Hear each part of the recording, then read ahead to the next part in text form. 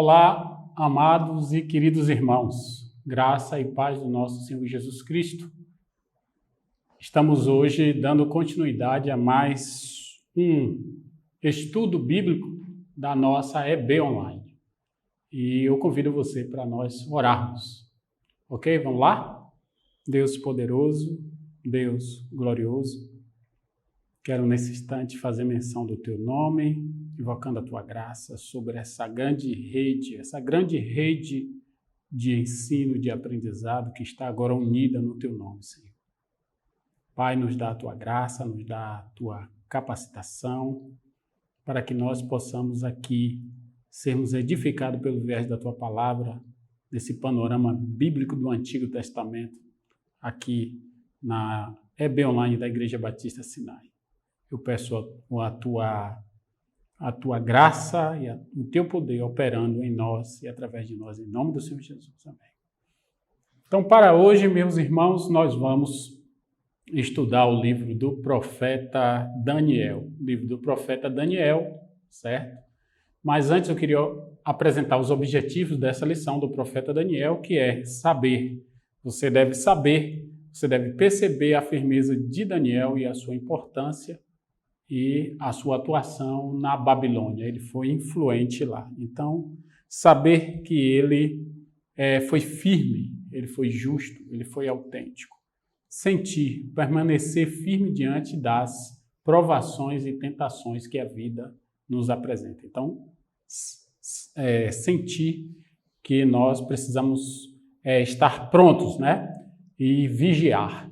E agir, estar atento aos acontecimentos políticos do país e analisá-los na perspectiva bíblica. Então, tudo que foi escrito para o povo de Deus foi escrito para que nós estejamos assim prontos, não nos apavorar, não nos atemorizar, não ficar atribulado com esse ou com aquele vento que sopra, porque tudo já foi posto por Jesus, né? E a Bíblia diz, se não fosse abreviado aqueles dias, mas por amor aos escolhidos. Então, a Bíblia, ela está à frente no tempo, nos acontecimentos. Então, agir, estar pronto, estar atento ao noticiário, mas compará-lo, analisá-lo à luz do conteúdo bíblico. Hoje, o livro do profeta Daniel. Então, nós estamos aí mais ou menos na aula 23 do livro de Daniel, que ficou conhecido por sua justiça e por sua sabedoria. Então, esses dois adjetivos, né, essas duas palavras se aplicam aí à pessoa de Daniel, foi dita pelo profeta Ezequiel. Você vai achar no livro do Ezequiel, capítulo 14, verso 14 e 20, e também a sabedoria de Daniel você vai achar já no capítulo 28, no verso 3. É um profeta dando testemunho de outro profeta, né? Esse livro é visto pelos críticos literários como um apocalipse do Antigo Testamento, o livro de Daniel, né? Ele é visto como esse apocalipse. E Daniel era descendente de uma família real de Judá, né? Segundo os comentários de Flávio Josefo, entre os 12 e 16 anos de idade, Daniel já se encontrava na Babilônia. Tem uma fraçãozinha de tempo aí, mas a faixa é essa. Ele viveu a sua fase adolescência ali já na Babilônia e foi contemporâneo de outros profetas como Jeremias, Ezequiel, o Josué, que é sumo sacerdote, né, o sacerdote da restauração, bem como Esdras e Zorobabel. Eu trago aqui um mapa, né? Esse mapa ele traça aqui traz para nós uma perspectiva do que é esse trajeto, né? O trajeto desde Judá até a cidade de Suzã, que essa terra também é conhecida como a terra de Nod. Então, Esdras, em Esdras 7, 9, você tem lá um registro que esse percurso aqui levava 5 meses, né? Eles levavam 5 meses para fazer esse percurso. Né? Eu estou falando isso porque o exílio vai acontecer justamente dessa posição para essa posição aqui. Em alguns livros da Bíblia, como em Gênesis, que eu vou ler aqui no capítulo 11, capítulo 2, eu falei terra de Nod, mas eu conserto, é a terra de Sinar. Em Gênesis 11, 2, está aqui escrito: fala agora aos ouvidos do povo e a todos os homens peça os seus vizinhos e toda mulher a sua vizinha. Não, está errado. Eu estou lendo em Êxodo, é em Gênesis. Gênesis 11, 2. 11, 2 diz assim: sucedeu que, partindo eles do Oriente, deram com a planície da terra de Sinar e habitaram ali. Esse trecho aqui fala da região onde eles construíram a Torre de Babel, mais ou menos nessa região aqui.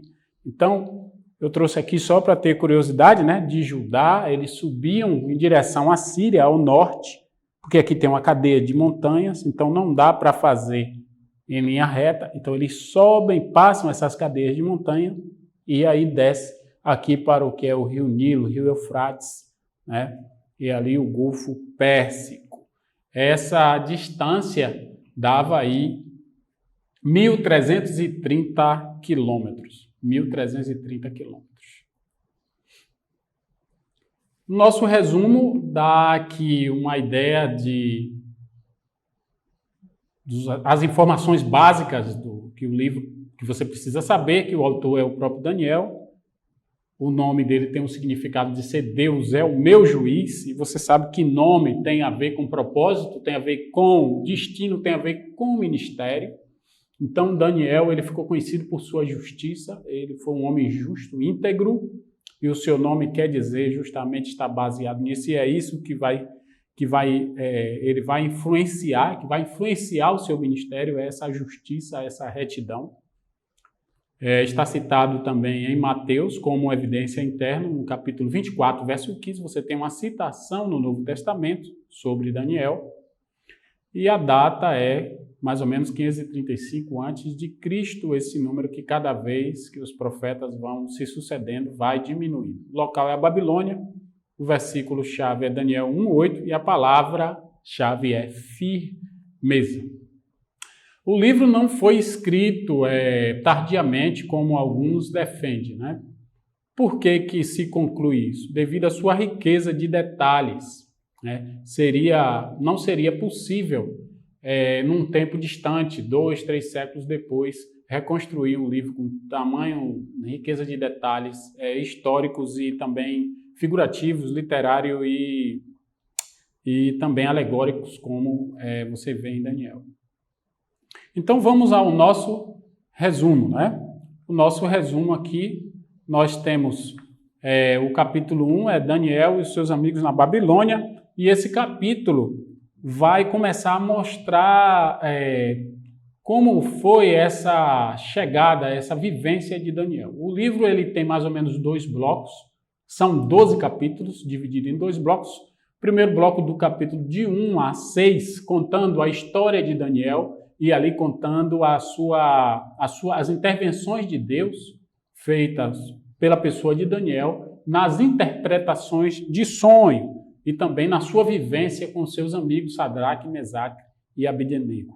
Então ali, Daniel, quando chega à Babilônia, ele fica aos cuidados de um servo do rei importante, né? Ele fica aos cuidados desse. E eles passam 3 anos sendo treinados nos costumes, né, da Babilônia, no idioma, na cultura, para que depois desses 3 anos eles fossem servir ao rei. Na verdade, todo vassalo, todo povo transladado, todo exilado, ele passava por um processo de aculturamento, né, que era retirar a sua cultura, a sua religião, enfraquecer os seus costumes, a sua ideia, a sua cosmovisão e implantar um sistema do conquistador. No caso aqui, à Babilônia. Mas ocorre que, nesse primeiro momento, Daniel ele confronta essa ideia porque dos costumes judaicos. Então, a primeira questão é em torno da alimentação. Então, os caldeus eles têm muito costume de oferendar seus alimentos, né? Beber e jogar um pouco no chão e depois consumir o resto do alimento também, jogar 3 vezes ao chão para comer ali num ato de consagração aos seus deuses larários, né? Mas Daniel vai de encontro a isso e ele pede uma oportunidade e ele dá uma justificativa a isso, que eles fossem alimentados com legumes. E ele passa ali um jejum, a liderança recusa e ele pede que fizesse um teste durante 10 dias, Deus intervém, ele consegue, e ao cabo desses 10 dias, no verso 19 do capítulo 1, vai ter o desfecho ali, e na avaliação e na comparação com todos os outros jovens que estavam sendo treinados, outros sábios, os demais, esses moços eram 10 vezes mais doutos, 10 vezes mais sábios do que os da Babilônia, os demais. Já o capítulo 2, ali traz a cena do primeiro sonho de Nabucodonosor. Nabucodonosor tem um sonho e ele se esquece. Ele sabe que teve, ele não sabe descrever o sonho e também não sabe interpretar, porque também não lembra do sonho. Qual é o desafio? Que são chamados todos os sábios, dentre eles está Daniel e Sadraque, Mesaque e Abednego, e eles são colocados, são confrontados, que o rei queria o seu sonho, a sua interpretação. No versículo 17, dado a sentença de morte para todos os sábios da Babilônia, se não achasse alguém que pudesse interpretar, então Daniel ele vai pedir auxílio aos seus companheiros, ali no verso 29 do capítulo 2, ele pede auxílio em oração, e você vai ver isso no capítulo 2, verso 17 a 22, e aí Deus o agracia com o entendimento, e aquela chancela de morte é cancelada, não só para ele salva também os seus confrades, todos os outros sábios também. Isso vai gerando uma confiança e uma referência. Daniel ele vai passando a ser referência, ele vai subindo, galgando cargos. No caso aqui, ele passa a ser chefe dos sábios, um presidente nacional de todos os videntes, todos os sábios. Então, o sonho que Nabucodonosor teve era uma estátua, está no verso 32 do capítulo 2, e essa estátua, ela tinha, aí mais adiante eu vou mostrar, ela tinha os perfis da sua composição, era em metais nobres decrescendo até chegar no barro. Então, a cabeça era de ouro, o peito e o braço de prata, o ventre e o quadris de bronze, as pernas de ferro e os pés em parte de ferro e em parte barro. Veja, a cabeça, que é o controle do corpo todo, é de ouro, mas os pés, que é a base, ele é em parte de ferro e de barro. Mais à frente nós vamos desconstruir essa estátua, né, que é só o resumo. No capítulo 3, você tem o episódio da fornalha de fogo ardente. Agora o desafio não é mais para Daniel, mas para os seus companheiros. E o rei ele construiu uma estátua, e essa estátua ela tinha mais ou menos 60 côvados, que vai dar aí 30 metros de altura, e ajuntou todas as autoridades, todos os povos, língua, tribos e nação, e colocou num campo chamado Durra, e ali seria feita a consagração. E, na verdade, o rei ele queria ali estar testando a fidelidade do seu súdito, do seu povo.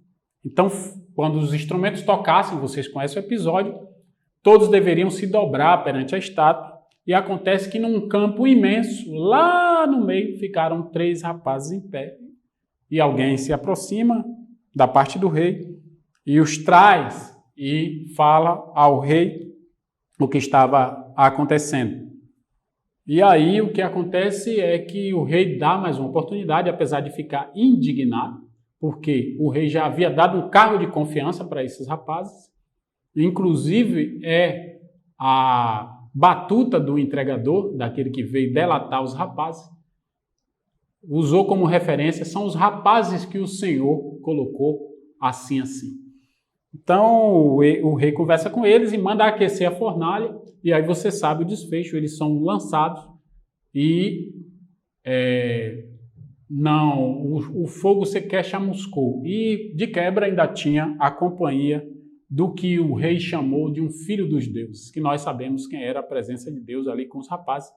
E eles saem, e agora também eles são promovidos, e eles vão se tornando intocáveis. É interessante observar que o translado para este local, para esta cidade, não envolveu só esses 3 rapazes, mais Daniel, que não aparece no episódio, é também curioso observar, mas muitos outros judeus que aqui, por minha conta, acredito que em face à confrontação de ameaça de morte, ali estavam ajoelhados. Mas aqueles 3, eles foram fiéis e esse milagre elevou ainda mais a credibilidade do Deus que Daniel se viu e da postura que aqueles rapazes manifestaram. Obviamente que nós começamos o livro falando de fidelidade, de justiça, de postura, de autenticidade. E também, nesse capítulo, nesse episódio, você não tem a presença de Daniel. Segundo os críticos, tem 2 vertentes. A primeira supõe que ele estava em viagem, fora da cidade, tratamos de assunto dos reis, uma vez que ele agora ocupa um cargo de presidente, né, dos sábios. Outros acreditam que ele, por ter galgado uma estatura muito grande, não foi questionado e não foi exigido dele que se dobrasse. Enfim, o fato é que Deus ele fez ali um grande milagre. No capítulo 4, Nabucodonosor é humilhado. O que ocorre é que ele tem ali mais um episódio envolvendo Daniel, né? Ele teve um sonho, esse sonho era uma árvore frutífera e formosa que subiu e cresceu até o céu e permitia que todos os moradores e pássaros comessem, se alimentassem e gozassem da sombra frondosa e frutífera dessa árvore. Porém, veio uma voz do céu e disse que cortasse a árvore, mas deixasse ali o seu tronco, a sua raiz interna. Então, Daniel, mais uma vez, interpreta esse sonho e ele diz que a árvore é o próprio Nabucodonosor, que vai ser cortado, né, por causa da sua altivez, e ele futuramente teria uma experiência não boa, caso ele permanecesse daquela forma que ele estava se portando. Ele tem a sua natureza mudada e passa a conviver. Alguns meses depois, ele está, né, na varanda do seu palácio real e ele diz que a Babilônia existe porque ele criou, então, com a força do braço dele. E ele passa a conviver no ermo com os animais durante 7 longos anos. Houve a mudança corpórea, né? Cresceu o pelo, as unhas cresceram. E passado esse período, ele tem o trono restituído. No capítulo 5 em diante, desaparece a figura do Nabucodonosor. Eu acredito que ele deve ter ficado bem debilitado e deve ter falecido. E aí já aparece a figura do Belsazar. Não Beltesazar. Beltesazar é o nome caldáceo, o nome babilônico para Daniel, que teve o nome trocado no processo de aculturamento. Eu estou chamando Daniel, mas em todos os trechos, alguns trechos vai trazer o nome original, que é Beltesazar, né? E o nome desse rei é Belsazar, filho de Nabucodonosor. Ele está dando um banquete para 1000 de seus sábios, no capítulo 5, e aí ele manda trazer à sua presença os utensílios que foram trazidos do templo de Jerusalém, qual o seu pai conquistou. Não bastasse isso, ele vai profanar esses utensílios, que era da casa do Deus de Israel, bebendo neles. E aí ocorre que ele passou dos limites e ele começa a ver uma escrita na parede, do qual traz aí 3 palavras. No verso 10 do capítulo 5 diz que a rainha-mãe, né, quando viu a escrita na parede, a rainha-mãe aqui faz menção à sua mãe, a esposa do seu falecido pai, ela diz, traz a conhecimento uma coisa que ele desconhecia, que existia um homem chamado Daniel e que poderia interpretar aquelas palavras. E a escrita diz o seguinte, Mene, Mene, Tekel, Parsim, são as palavras, e a interpretação, primeiro, cortou Deus o teu reino, pesado fostes na balança, dividido foi o teu reino e dado aos medos e persas. O verso 31 do capítulo 5 registra quem seria o próximo rei. A Babilônia, ela, na sequência, vai ser conquistada por uma coalizão dos medos e persas. Então, mais uma sentença aí para o sucessor de Nabucodonosor. O capítulo 6 já mostra aí uma configuração dos medos e dos persas, porque você já tem a figura do Dario, e o Dario não é Babilônia, ele já é medo-persa, e ele agora é que está aí dominando. Então, Dario se familiarizou rapidamente com a história de Daniel, e há uma conspiração no capítulo 6 contra Daniel, devido ele ser um estrangeiro e estar ocupando cargos importantes fora da sua cultura. Isso incomodou, e os magistrados, os prefeitos, os presidentes, os administradores fazem um édito e dá para o rei assinar que ninguém fizesse menção, porque eles percebem que o sucesso de Daniel está na busca pelo seu Deus, na oração. Vê como é importante o crente de oração? Incomoda, mas sempre vence. Resultado, Daniel é lançado na cova, o rei de fora diz, eu assinei, não posso revogar, mas é certo que o teu Deus te livrará. O texto do capítulo 6 diz que o rei vai para casa e não dorme, e pela manhã o próprio rei vai visitar o local e chama Daniel do lado de fora. No verso 24 do capítulo 6 registra que Daniel sai vivo e os seus acusadores, no verso 24, mas os seus filhos e as suas esposas são jogados na cova de leões. Aqui você termina a sessão, primeiro bloco, e começam agora, saímos das interpretações de sonhos, das experiências de Daniel e de seus amigos, e passamos agora para visões.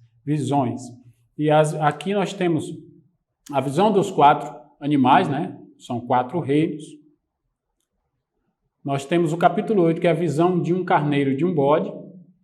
Eu não vou desconstruir isso aqui agora, né? Eu falei só da primeira parte.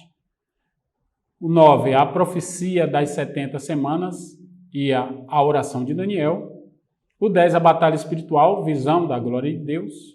O 11, o rei do norte se levantará contra o rei do sul. E o 12, promessas de ressurreição e a grande tribulação. Veja, nós vimos de 1 até o 6, onde são só experiências de Daniel e sonhos. E aí, agora adiante, eu vou reforçar aspectos desse bloco para nós, lá na frente, retomarmos a partir do capítulo 7, tratando dessas visões. Vou fazer uma síntese aqui. Então, o que é que nós temos aí nesse livro? Tentação, né? Daniel, ele vence as tentações com disciplina e com santidade, que é o texto de Daniel, que é a referência para o nosso estudo. O perigo é superado pela oração, né? Tem aí as referências. E o pecado foi denunciado com temor e sabedoria. Veja que quando os sábios de Babilônia não sequer sabia, Daniel, ao saber, ele não se ensoberbece, mas ele procura meios e formas de dizer sentença contra o rei de forma afável e sem se complicar. Então, ele venceu com temor e sabedoria, né? O pecado. Então, eu já falei isso aqui, capítulo 1 ao 6, o texto ele está escrito em aramaico, para falar das visões que teve no reino de Nabucodonosor e do seu filho, é aramaico. Do capítulo 7 ao 12 é escrito em hebraico, a mensagem apocalíptica e escatológica. A esfera de ação vai desde Nabucodonosor a Círio, datando aí 73 anos, foi o tempo de ministério de Daniel. Aqui nós temos, agora de forma figurada, né?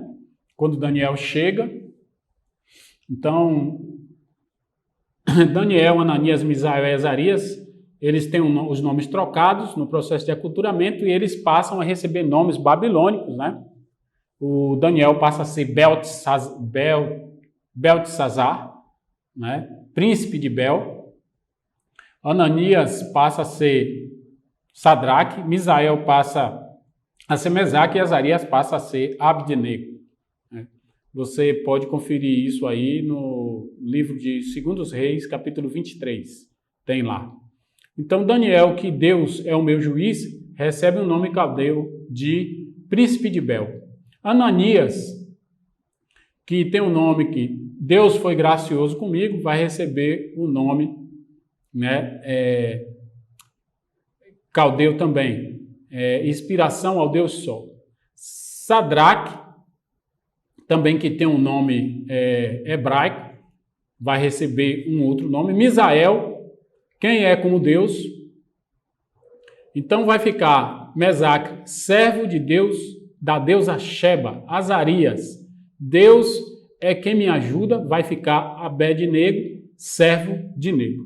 Então nós temos, se eu recapitular, Ananias, Deus foi gracioso comigo,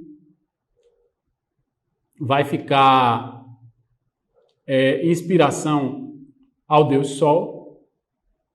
Sadraque,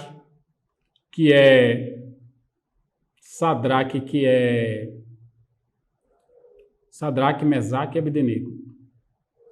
Sadraque, que é Ananias, Misael e Azarias, que é Misael, quem é como Deus, vai ficar servo da deusa Sheba, e Azarias, Deus é quem me ajuda, vai ficar Abdenego, servo de Nego. Foi um pouco confuso aí, mas peço a sua ajuda e compreensão que você pesquise esses nomes trocados. Aqui é o esboço da estátua, aqui é uma imagem para clarificar, né? A estátua, a cabeça, né? Ouro quer dizer o Império Babilônico, ele passa. A prata, o Império Medo-Persa, que é o busto, ele também vai passar. Depois dele vem ali o quadril, né? Que é de bronze, o Império Grego. As pernas, que é de ferro, que é o Império Romano. E os pés, em parte ferro, em parte barro, que é o Império Romano restaurado. Aqui é a fornalha de fogo ardente, como eu falei, aí tem uma figura. Aqui está a estátua, todos dobrados, né? Mas eles ficaram de pés. E ali o episódio deles sendo jogado na... Aqui é a visão da árvore de Nabucodonosor. Ele é um monarca dessa forma e ele passa a vegetar no campo e depois, logo em seguida, a sua morte é sucedido pelo seu filho Belsazar. A escrita na parede, como ele vê Mene, Mene, Tekel, Parsim, na Babilônia, que já é o seu filho, que é Belsazar. E aqui várias visões de Daniel, que vai do capítulo 7, né, até o 12. Então, nós temos aí no capítulo 7, de 1 a 28, as 4 feras. No capítulo 8, nós temos o carneiro e o bode. No capítulo 9, as 70 semanas. No capítulo 10, a glória de Deus. Profecias sobre os Ptolomeus e os Seleucidas. Acontecimentos do tempo do fim, no capítulo 11. E a grande tribulação, a ressurreição e a declaração final. Então, o que nós temos no capítulo 7? A visão apocalíptica de Daniel são 4 animais. O primeiro animal que ele vê no capítulo 7 é o urso. Ele vê um urso, um leão. Primeiro é um leão, um urso, um leopardo e um animal terrível de 10 chifres. É interessante salientar que talvez muitas dessas figuras não façam muito sentido para a gente comparar reino com chifre. Mas, na época, o chifre, ele tinha a sua figura, ele era muito importante, era cheio de simbolismo. Então, ele é tomado. E esses animais são animais fortes, eles tinham uma representação de força e eles são tomados aqui para exemplificar os tipos dos reis e reinos que se sucederão. Então, o leão, o urso, o leopardo e um animal terrível de 10 chifres, né, que ele não sabia, não soube descrever. Os 4 animais são 4 reinos, obviamente. O leão é a Babilônia, né, que reinou aí de 605, que imperou de 605 até 539, durou 44 anos. O urso são os medos e persas, que sucedem os babilônios, que vai de 538 a 331, que durou 207 anos. O leopardo refere-se à Grécia de Alexandre Macedônio, conhecido também como Alexandre o Grande, sucedido pelos seus 4 generais, né? Ele morre cedo, ele consegue expandir a sua cultura, a cultura grega clássica, expandir as suas fronteiras, né? Ele consegue. Você pesquisa sobre a biblioteca de Alexandria, ali no delta, né? Perto do delta do Nilo ali, que ela foi construída ali. Então, o leopardo refere-se à Grécia, né, de Alexandre, que foi sucedido por 4 dos seus generais. Ele supõe-se que ele morreu envenenado. Ptolomeu, Seleuco, Lisímaco e Cassandro são os 4 generais que vão se tornar 4 regiões. O animal terrível é o Império Romano, que entra na Palestina em 165 a.C. a 476 DC. E se encontra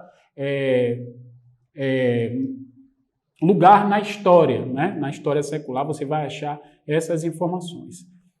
No verso 25, você tem aí dados, números. Então, ali fala um ano de 360 dias. Ele fala 2 tempos, que esse império último vai reinar, mais 720 dias, né? 2 tempos, que é o ano de 360, mais a metade de um tempo, ou seja, o total, daí 1.260 anos. Na história de 538 a 1798, você tem aí 1.260 dias, no tempo que Roma perseguiu os cristãos, né? Então, dos 10 chifres, né, esse 4º animal ele tem 10 chifres, 3 são destruídos, né? 3 são destruídos, e um pequeno surge desse outro que não foi destruído. No caso, Ptolomeu, Lisímaco e Cassandro passa, mas Seleuco, Seleuco que reina a partir da Assíria, no Reino do Norte, ele dá origem a um outro rei chamado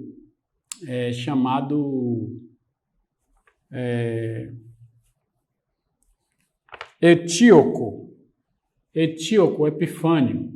Etíoco Epifânio é o chifre pequeno desse último animal que não é descrevido. Então, ele tem 10 chifres, 3 cai, e dentre esses 3, um desses que sobra, que é o 4º, vai dar origem a um pequeno chifre que surge, que é aí que começa o surgimento do que vai se configurar mais à frente como Império Romano. Capítulo 8, a visão do carneiro e do bode. Essa visão ela vem 2 anos depois da primeira visão, né? E tem também um lugar na história, porque o carneiro ele simboliza, ele tem 2 chifres, né? Eles são os medos e persas que estão ali imperando, e o bode de um chifre é o Império Grego na pessoa do Alexandre, que eu já falei no capítulo 7. Porque o capítulo 7 e o 8, eles, bem como o 10 e o 11, eles são capítulos irmãos. Então, você sai daqui e quando você chegar lá, você tem que voltar para entender, como nós no 8 temos que voltar ao 7 para entender o cumprimento das visões. Então, o bode de um chifre vence o carneiro de 2 chifres. O que isso quer dizer? Mas no auge do seu reino, ele é quebrado e divide-se em 4 regiões. Eu falei anteriormente que um capítulo depende do outro. Então, apesar de Alexandre ter vencido o Império Medo-Persa, que você vai achar isso lá em Xerxes, né? Xerxes, que foi marido de uma conhecida sua chamada Esther. Então, o Xerxes, ele, nos escritos de Esdras, ali, de Esdras, você vai ver ele fazendo reuniões, né? Do que antecedeu a liberação do povo para retornar à terra. Ele faz algumas grandes reuniões e dá banquete. Isso ele estava à procura de apoio militar para lutar contra o Império Grego. Mas eu acho que não foi suficiente, porque ele é vencido, né? E aí essa perda dá origem a essas 4 regiões que aqui está descrito, que também são 4 generais, do qual só Seleuco que vai sobrar. A visão anterior diz que 3 chifres são quebrados e sai um pequeno de um, que no caso é o Seleuco. Já em 165, a região dos Seleucidas surge Antíoco Epifânio, que fez guerra contra Jerusalém, implantou costumes pagãos e profanou o templo a instaurar no templo de Jerusalém costumes a deuses estranhos. É isso aí, capítulo 8. E o capítulo 9 é a oração de Daniel, entremeia entre o 10, esse capítulo ele dá uma pausa nas visões, a oração de Daniel pelo seu povo. Daniel, ele tem conhecimento da profecia de Jeremias, né? Tem conhecimento, ele pega o livro para ler, e aí ele começa a orar para que Deus, ele percebe que já está na hora, ele começa a orar e Deus começa a dar visões a ele, né, que são essas que eu estou descrevendo, de como se daria isso, né? Parte desse texto ficou conhecido como as 70 semanas, né, 70 semanas de Daniel, a restauração de Jerusalém, no capítulo 9, e a vinda do Messias, que vai se dar 400 e poucos anos depois. Também está na contagem das suas visões. No capítulo 10, 11 e 12, né, nós podemos reunir em um só bloco, em uma só sessão, né, são sessões de visões subsequentes às anteriores. E aqui nós temos que é o 3º ano do rei Ciro. Então já faz 3 anos que os judeus estão sendo liberados, né, as idas estão sendo ao pouco, o povo está voltando ao pouco a sua terra, né, liberado lá por Ciro. E no contexto dos capítulos finais, o povo está livre para voltar para a sua terra. Deus vem ao encontro de Daniel e o consola, porque a visão foi muito forte, ele teve visão da glória de Deus. Nas sessões seguintes do capítulo 11 e 2, há comentários recorrentes a esse assunto. E aqui nós temos o versículo 2, que diz assim: e agora te declararei a verdade, eis que ainda 3 reis estão na Pérsia, e o 4º será acumulado de grande riqueza, mais do que todos, e esforçando-se com sua riqueza, agitará todos contra o rei da Grécia. Foi o que eu já falei anteriormente, foi o que ele tentou fazer, mas não conseguiu. Essa parte fazia referência ao Xerxes, né, marido da Esther, que foi quem fez aqueles banquetes, aquele episódio da rainha Vasti, chamando todo o seu reino a si para formar uma coalizão militar para se defender ali do Império Grego. Houve 2 guerras, né, nessa época, né, da Esther, dos persas contra os gregos, uma em 480 e outra em 469. Ele perdeu as 2 e foi desfeito seu reino. A Grécia sai fortalecida e se expande para o sul do Egito e também para a Índia e para o norte. Então, depois vai haver aí uma mescla da Roma que está surgindo, né? Obviamente que o Alexandre morre e o Antíoco dá o pontapé inicial, fazendo uma mescla dessa cultura clássica, né? Divulgando a cultura clássica ali nesse eixo Palestina, né? Egito, Palestina, Assíria, Síria, e aí é que vai começar a se configurar esse império novo, que é o Império Romano. Aqui eu finalizo, concluindo que o que nós podemos extrair disso tudo é que Quando as coisas do mundo parecem fora de controle, lembre-se que Deus está operando soberanamente em todas as coisas de acordo com o seu plano perfeito e trará a história a um final, à sua maneira, a seu tempo. Aqui eu finalizo.